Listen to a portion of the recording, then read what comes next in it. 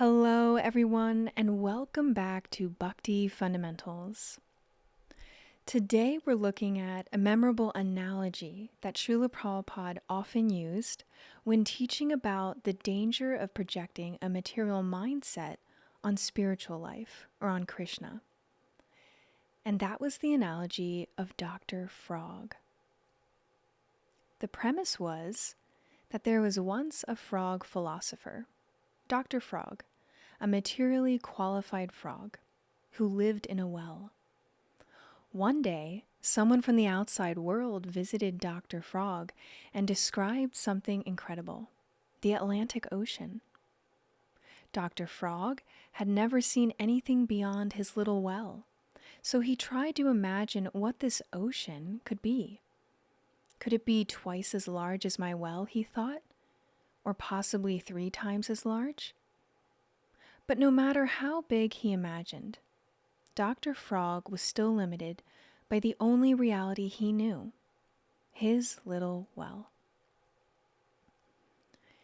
Srila Prabhupada writes in the 4th canto of Srimad Bhagavatam, the story is that a frog in a 3-foot well wanted to calculate the length and breadth of the Atlantic Ocean on the basis of his knowledge of his own well. But it was an impossible task for Dr. Frog.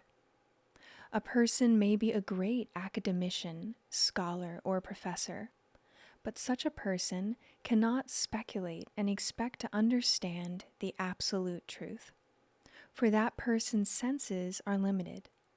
The cause of all causes, the absolute truth, can be known from the absolute truth himself, and not by our ascending process to reach him. In our story, no matter how many times we tell Dr. Frog that the ocean is far greater, deeper, and more expansive than his little well, he will still try to grasp it with his limited frame of reference. Similarly, we too, conditioned by our limited material senses and experiences, often attempt to understand the Supreme, Krishna, and spiritual life through the narrow lens of our own material conditioning. This tendency is described by the Sanskrit phrase atmavan manyate jagat, which means one thinks others are like oneself. In other words, we often fall into the habit of measuring everything, including spiritual life and spiritual truths, according to our own material mindset or standard, as if our mindset or standard is the measure of all that be. This approach, however, is especially dangerous when applied to spiritual life, because it means we are trying to evaluate transcendence using material tools. We are trying to measure the infinite with instruments designed only for the finite, an approach that leaves us with distorted conclusions and an incomplete understanding. But don't we want to know the actual truth? If we are to uncover spiritual truth, if we are to make any real progress in spiritual life, we have to cast off the Dr. Frog mentality. We are so accustomed to interpreting everything through the lens of our material senses, our past experiences, and our mental constructs, that when we approach something beyond those categories, like Krishna, spiritual science, or the spiritual world, we instinctively try to fit those transcendental subject matters into familiar frameworks. But spirit is of an entirely different nature than matter. While matter is temporary, spirit is by nature Satchid Ananda, eternal, full of knowledge, and full of bliss. And it can never be fully grasped by material logic or speculation.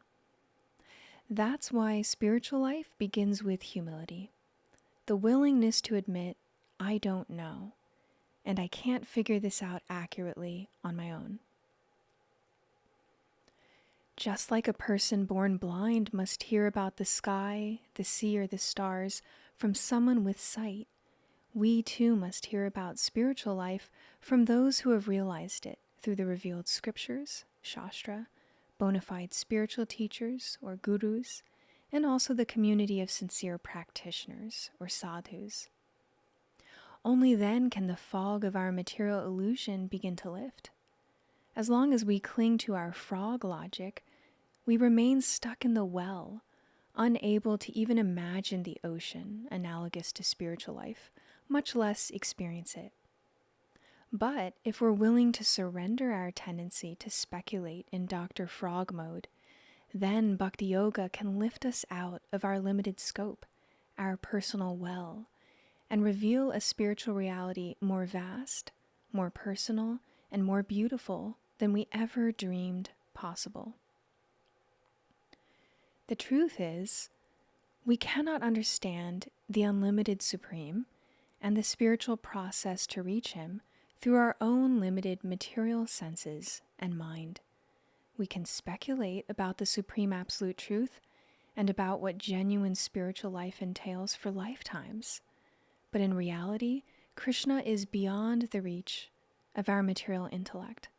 His name, form, qualities, pastimes, energies, and even the path to reach Him, Bhakti Yoga, are all transcendental and inconceivable unless He chooses to reveal them. This is why Bhakti Yoga is not based on mental speculation or philosophical guesswork or up for democratic vote. It is a path rooted in Shravanam, hearing from higher authority, beginning with Krishna Himself in the Bhagavad Gita, which He personally spoke. By receiving spiritual knowledge from Krishna, and through the disciplic succession, we begin to see beyond our material limitations with spiritual eyes and vision. Krishna Himself declares in the Bhagavad Gita, chapter 4, verse 2, Evam parampara praptam imam rajarshayo viduhu. This spiritual knowledge is received through a chain of disciplic succession, he says. In other words, it is not manufactured by intellectual effort or imagined through mental speculation. Srila Prabhupada referred to Bhakti Yoga as a spiritual science established by Krishna Himself.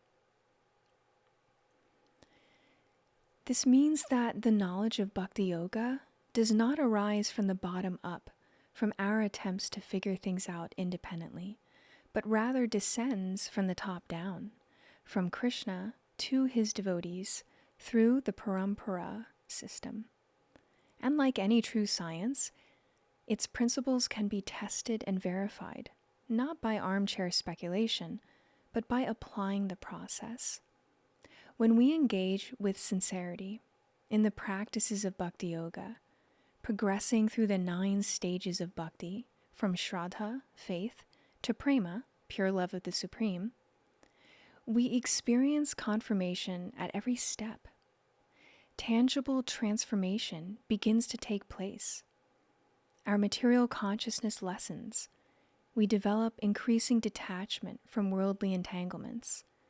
We find deeper joy in our devotional practices, and we gain growing clarity about our eternal relationship with Krishna.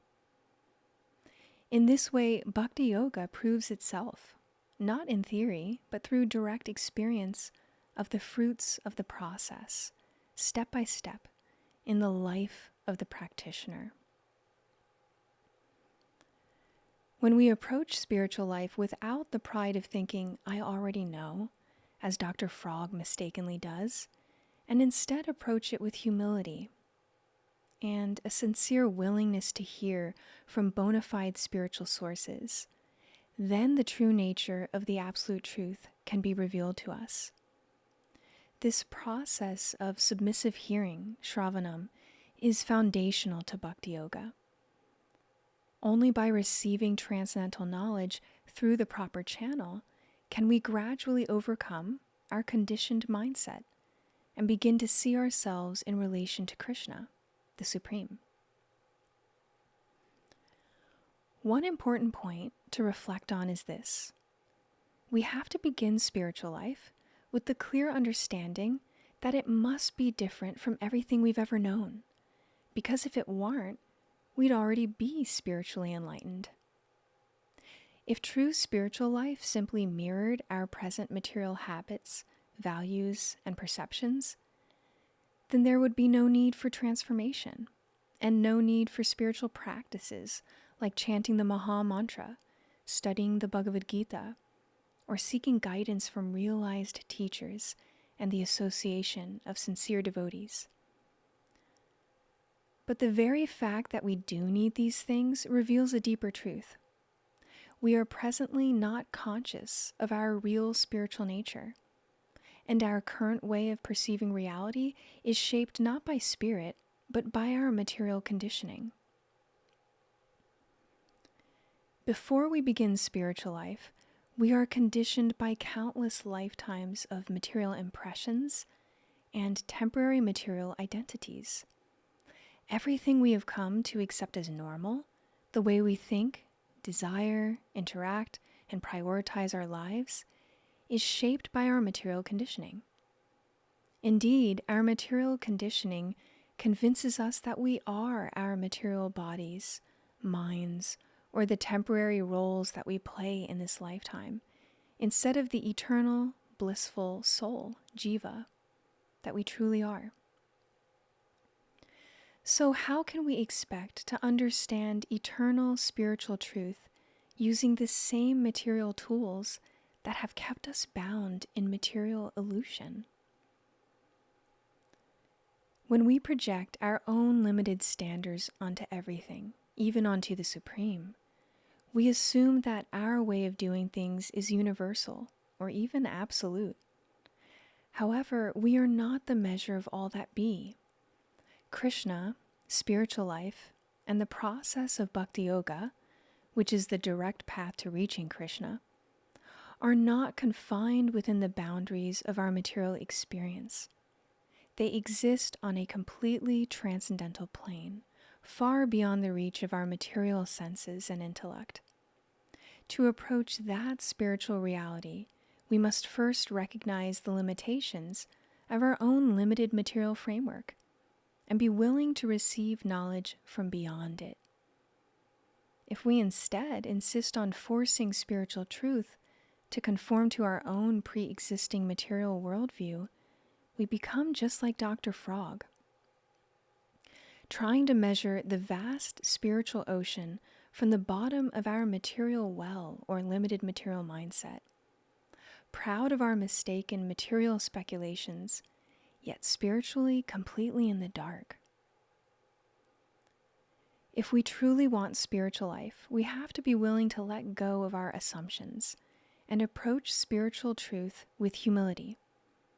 As Krishna says in the Bhagavad Gita, chapter 4, verse 34, Tad vidi pranipatena pariprashnena sevaya. We must inquire from realized souls with a mood of submission and a service mindset. When we do so, when we hear from those who know, not just theoretically, but through practical realization of spiritual knowledge, then the true nature of spiritual life gradually becomes revealed to us. Krishna promises in the Gita, to those who are constantly devoted and worship me with love, I give the intelligence by which they can come to me. In other words, spiritual understanding is not achieved through intellectual gymnastics. It is a gift bestowed by Krishna and his devotees upon those who engage in devotional service with sincerity and affection. When he sees that we are serious, not proud, not speculative, but humble and eager to serve, he reveals himself from within our heart. This is the real secret. The absolute truth is a person, the Supreme Person, and he reserves the right to reveal or conceal himself. No amount of theorizing can force open the gates of the spiritual world. But Bhakti Yoga, loving devotional service to the Supreme, attracts Krishna's mercy, and with that mercy, the darkness of ignorance of our well is dispelled. So that's all we have for today on the philosophy of Dr. Frog. Please let us know how this analogy resonated with you, and if you have any follow-up questions that we can answer in our upcoming sessions. In the meantime, thank you for listening today, and we'll see you next time on Bhakti Fundamentals.